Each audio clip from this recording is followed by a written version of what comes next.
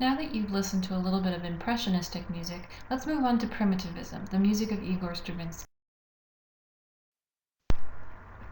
Primitivism is the deliberate evocation of primitive power through insistent rhythms and percussive sounds. In other words, this is music that tries to make the audience hear power and primitive stories through the use of different kinds of rhythm and percussion. Composers who wrote in a primitive style were inspired by paganism and early religious rites, as well as the beginning of history and the beginnings of music. They wanted to evoke the power of this historical time, and they did this through using new types of rhythm and percussion. Primitive composers used syncopation and accenting to give music a sense of power, and they used percussion instruments extensively. They also used normal instruments such as strings, woodwinds, and brass in new ways to try and create more new percussive sounds to be used. They would turn the bows upside down and play with the wood of a stick rather than the actual bow hair on stringed instruments.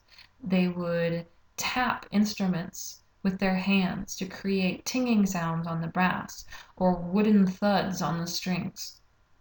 All of these techniques were used in primitive music to bring about the idea that the music itself was created in natural, primitive ways.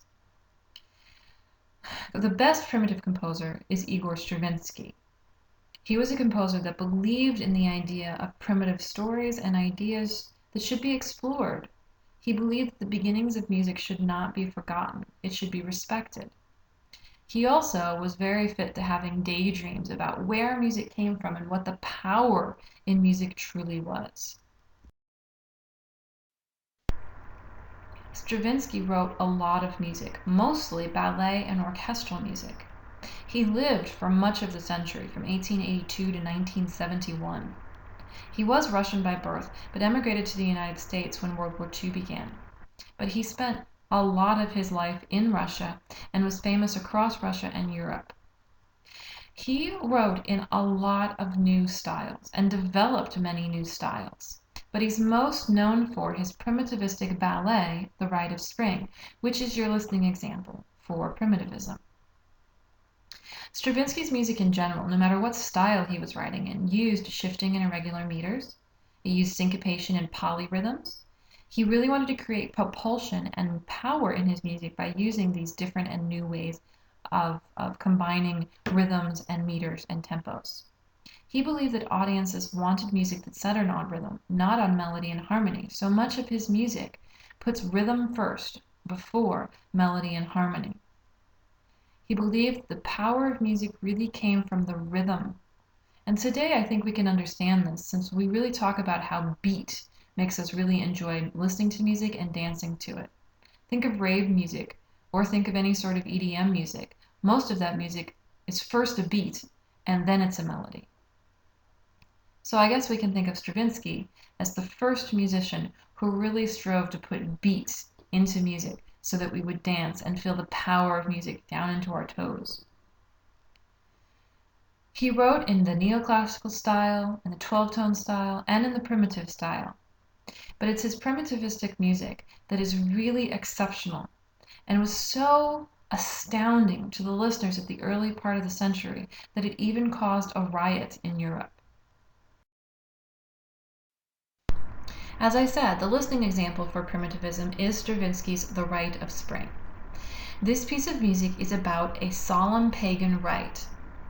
A virgin is chosen by a council of elders and then is forced to sacrifice herself to the gods by dancing herself to death, so that in the spring, rain will come to the crops and the people will be able to eat and survive. Many pagan rites were virgin sacrifices, and Stravinsky really liked to imagine, read about, and learn about the beginnings of history and paganism in general. So he used these primitive stories and these primitive ideas of society at its most fundamental level to inspire his works. When this piece, with its strange syncopated rhythms and percussive sounds and the very solemn story of a virgin being sacrificed by dancing herself to death, was premiered in Paris in 1913. The audience actually got up and rioted. The music to them was very strange, very unexpected, and very powerful. Many people were actually angered by the music because they had gone to the ballet theater expecting to see a prima ballerina dancing in a pink tutu to beautiful romantic music and to see a love story. What they got instead was a deathly sacrifice, a dance that was entirely made of leaping and strange rhythmic stomping, and they got costumes very primitive in nature. It was definitely not what they expected, and people trampled each other to get out of the theater. But what's most interesting about it is that a year or two after this riot in Paris, The Rite of Spring was one of the most popular pieces of modern music. It was being played everywhere, and the audiences were huge and they loved it.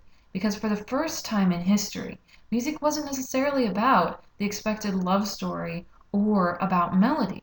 It was about something different that really evoked the power of the primitive part of the human soul. This music is still very popular today, and as I've said, it really does translate into a lot of the music we listen to today. I've provided two different versions for you to listen to. Feel free to only listen to one if you only have time for one, but choose wisely. The first is a graphic score that focuses you in on listening to the music, on trying to decide how music by Stravinsky actually does use rhythm to create powerful primitive sounds. Can you hear how the percussion or the percussive sounds that are created also create more power in the music? The quote-unquote extra version is a presentation of the original costuming and choreography that caused the riot in Paris. I think it's phenomenal that we actually have a version based off of that choreography and costuming. It was recorded specifically how they danced it and what they wore.